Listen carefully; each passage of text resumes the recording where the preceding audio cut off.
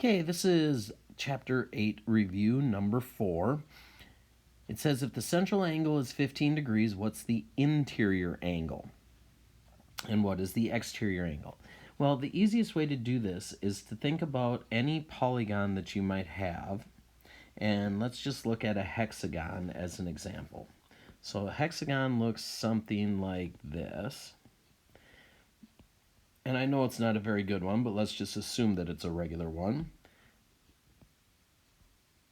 And we'll have a picture that kind of looks like this.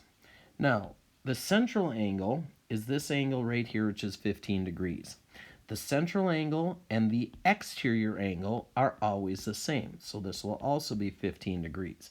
Now, to find the measure of the interior angle, notice that the interior angle and the exterior angle have to add up to 180 degrees.